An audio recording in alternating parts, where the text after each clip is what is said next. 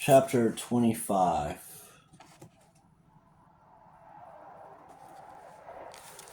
Next day, Hugh drove Mona up to town and dropped her in Oxford Street, arranging to meet her for tea at Uncle Joe's.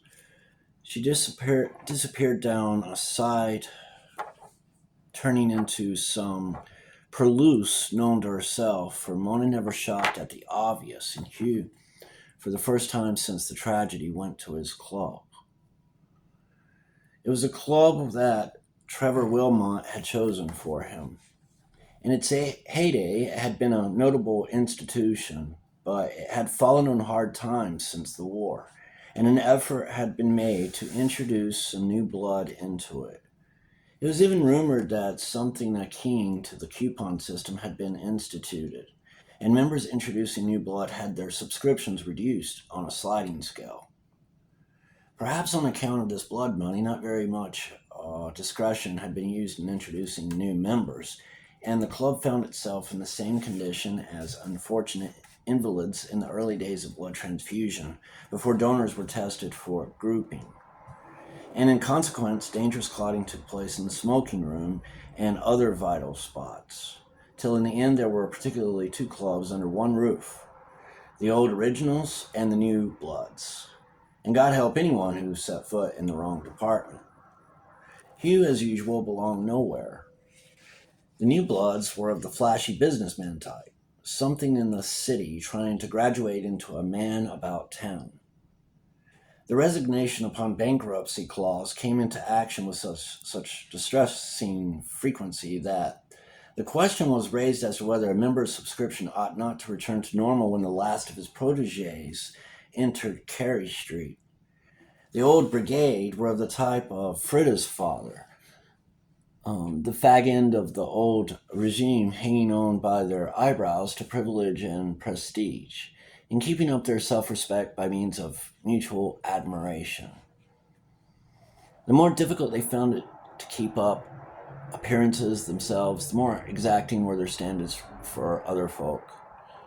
Both parties regarded Hugh as an inoffensive non-entity belonging to the rival camp.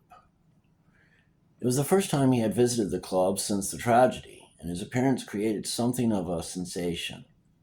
Frida's father was one of the old brigade, and Trevor had been liaison officer between the two camps and a very leading light in club affairs generally, having, it was rumored, the run of his teeth in return for his services. The general opinion was that Hugh would resign. All Trevor's friends were there, and all Frida's father's friends were there. No one had expected to see him walk into the dining room and sit down and order lunch, looking particularly sprightly. Like his one-time butler, nobody quite knew the line to take with Hugh. Condolences were obviously out of place, and congratulations not in good taste. Everybody waited to see what other people were going to do, and consequently nobody did anything. Hugh, who felt as if the tragedy belonged to an age more remote than Ambrosius, and had in fact almost forgotten it, ate his lunch in peace. He strolled into the smoking room reserved for members only and stood watching the tape machine.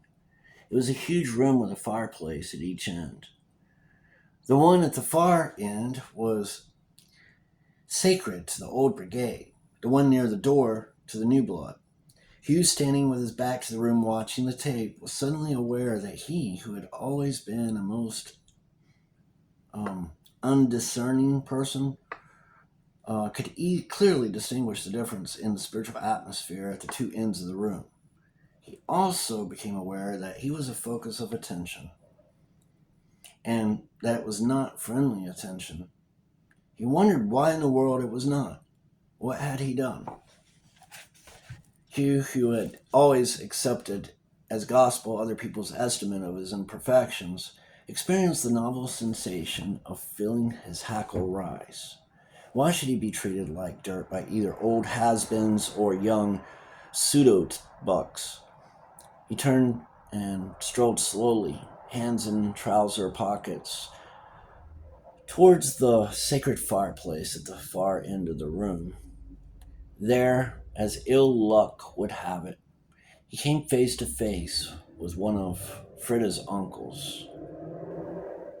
The old gentleman stared straight through him with a stony stare. So did all the other old gentlemen, his friends. This was a surprise for Hugh.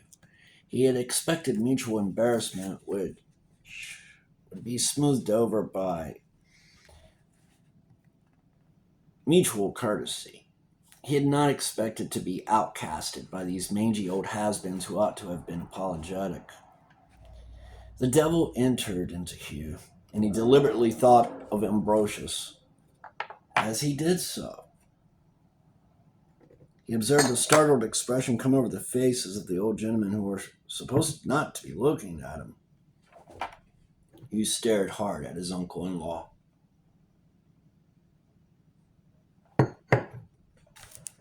Watching him. He stared hard at his uncle-in-law, watching him slowly go from red to magenta. Still no one spoke. They probably could not if they had wanted to by now. Hugh broke the silence.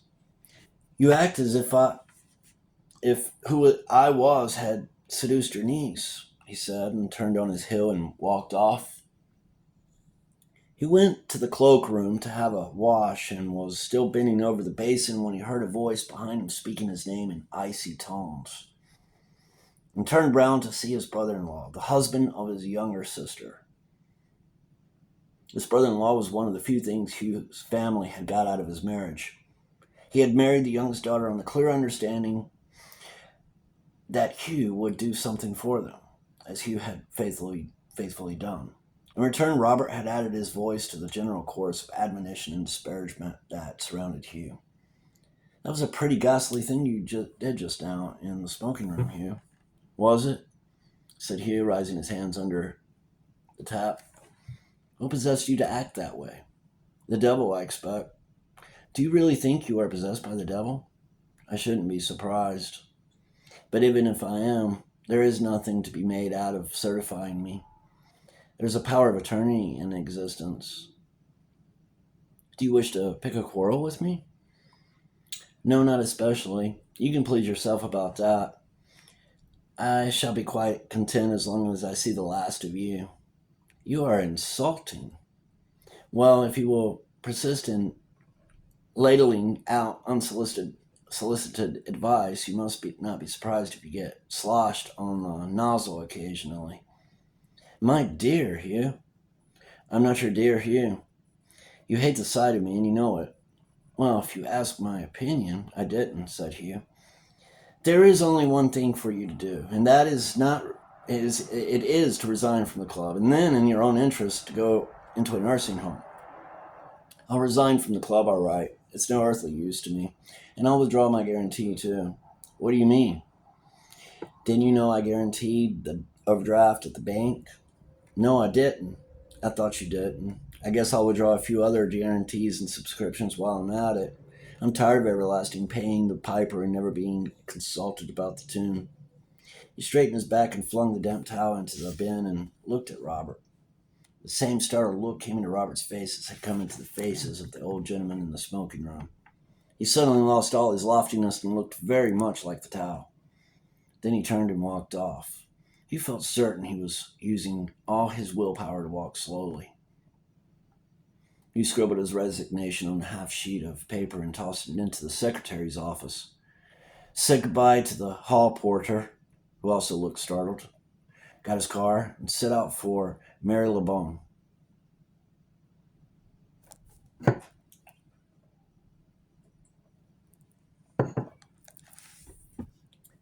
In response to the clang of the bell, the old bookseller appeared through the ragged curtain just as he done that night a while ago, that had marked the turn of the lane in Hugh's life.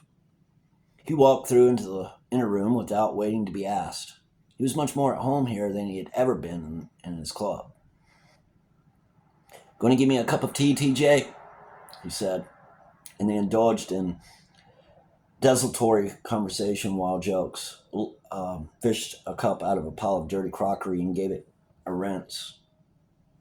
Settled down with a pot on the hob, Hugh got to business. Uncle Jokes, he said, I'm going to seduce Mona. Good God, said Jokes. Well, she won't marry me, so there's nothing else for it. Tell me, how would I better go about it? Are you possessed by the devil? Hugh asked him. That's the second time I've been asked that today. Would you say I was possessed by the devil? Or would you say that I was just beginning to be my normal self? Jokes rubbed his nose thoughtfully. Who asked you if you were possessed by the devil? My brother-in-law. Why? Because I didn't want his advice. Is that a sign of diabolical possession? My family thinks it is. You see, TJ, I've always taken everybody's advice. A change of disposition is a sign of hydrophobia in dogs. What did you quarrel with your brother-in-law about? He had me on the mat for being rude to my old uncle-in-law. And what did you do that for? Oh, God, TJ, if you'd seen the old bird, you'd know why. Only thing to do with him, be rude to him. Look here, Jokes. I've had a row with every blessed one of my family and resigned from my club. If you'll be able to help me seduce Mona, I swear I'll make an honest woman of her afterwards. So this is what comes of invoking Pan, is it? Said Jokes quietly. Well, what did you expect? Pan was a well on nymphs. Jokes sighed. He shrewdly suspected that if Mona saw Hugh in his present mood, no assistance would be needed for the seduction. Pan had been evoked most effectually. Now look here, TJ. Just remember that you are talking to a dashed sight better priest than you or ever. I was running my own monastery before you had cut your pin feathers, and it took a pope to scrag me. Yes, I've absorbed Ambrosius, together with all his kicks and go. I've only got to look at people and the will nowadays. Tell me, Hugh, how do you know Ambrosius is you? That's a facer, Uncle Joe, said Hugh, pulled up in mid-center, mid-career. How do I know he's me? Well, I suppose, strictly speaking, I don't know. I only think he is. But I think it with a kind of inner conviction that I can't describe. If he isn't me, at least he corresponds to something very deep in my subconscious. And he's worth cultivating whether he's fact or fancy. Joke's on it. Yes, he said. We don't know what these things are, but we know they work. He'll give you self-confidence if he gives you nothing else. Given that, you can get a lot of things out of your subconscious that never went into it. I don't mind what you call him, TJ. A rose by any name will smell just as sweet. He's a disassociated complex, or a past incarnation, or just plain spoof, or anything else you fancy so long as you'll lend me a hand with him, for I know he'll deliver the goods. As you said yourself, time is a mode of consciousness. Though what you meant by that, blowed if I know. Blowed if I do either, said Jokes. We'll take Ambrosius for what he is worth and get on with him. What was your first intimation of him? My first intimation? Difficult to say. He didn't seem to have any beginning. It had always been there, only I hadn't realized it. Like, when you look up and find someone standing in front of you. Then when I realized what he meant, I gave him his head. What do you mean by that? Well, now, there's an awful lot missing from me, isn't there? And my family chivvy me in consequence till I don't know whether I'm standing on my head or my heels, and then there's still more missing. And I come across Ambrosius, and I take a fancy to him. He seemed to have everything I lack, and I have everything he lacked. That's to say, he'd got guts and no opportunity, and I've got opportunity and no guts. And I say to myself, if Ambrosius had had my opportunities, what couldn't he have made of them? And if I'd had Ambrosius's guts, what couldn't I have made of them? Then along comes Mona and says, you are Ambrosius. He was you in a past life, and tells me about reincarnation. And I cotton on the idea of it, partly because I like it, and partly because it was Mona who said it. And I say to myself, gosh, if I am Ambrosius, I wonder how he'd feel. And I begin to think how Ambrosius would have felt. him being what he was, and then me being him, or so I think. I began to feel like that. And as soon as I began to feel like that, other people feel it too. And they began to treat me as if I were the diabolical prior. And that does me no good, of good. It is extraordinary the effect it has on you when people treat you with respect. And now more impressed they are, and more impressive I become. Ambrosius is a dashed effectual method of autosuggestion, if he's nothing else. But personally, I think he's something else. There's a kind of reality about him that I can't describe. Very good then, said Jokes. We'll take Ambrosius at his face value and refrain from looking him in the mouth. If he isn't real now, he very soon will be. Whether he was real or whether he wasn't is a question I don't suppose we shall ever settle. He stood for something valid in your life, so take him at his face value, same as you would a Bradbury. You don't buy a banknote to see if it's genuine. It is genuine, all right, if it will buy goods. I'll do what I can do for you, Hugh.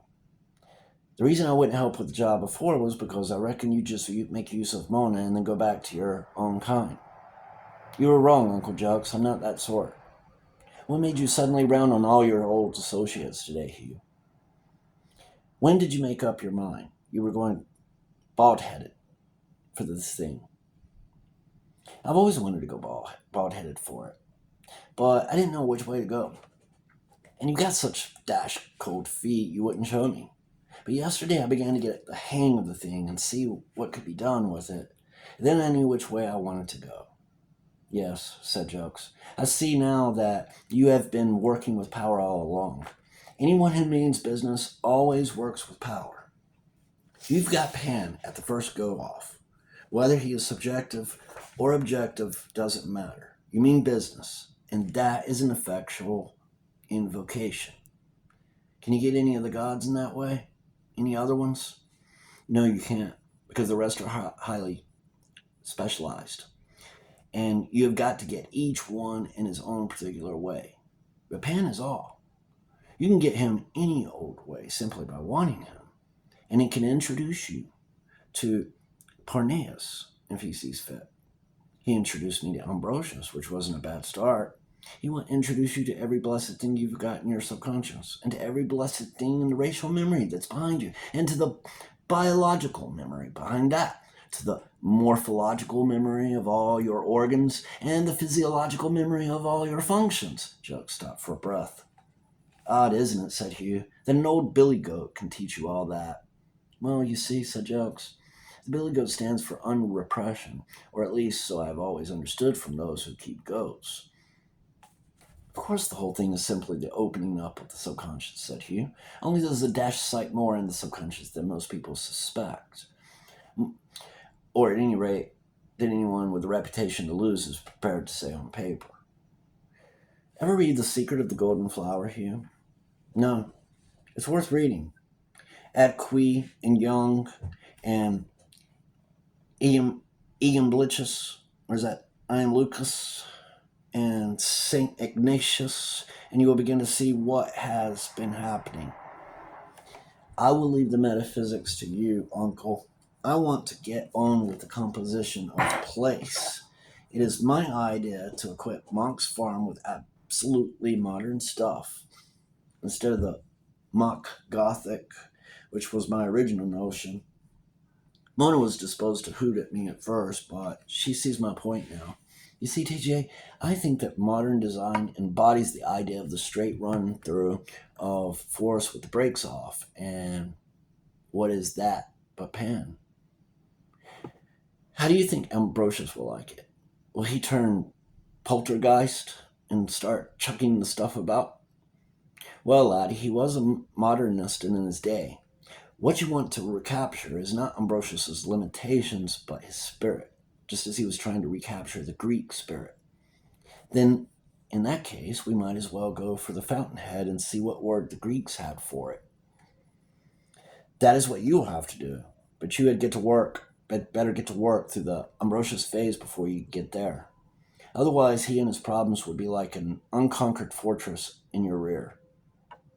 There was a clang of the shop bell.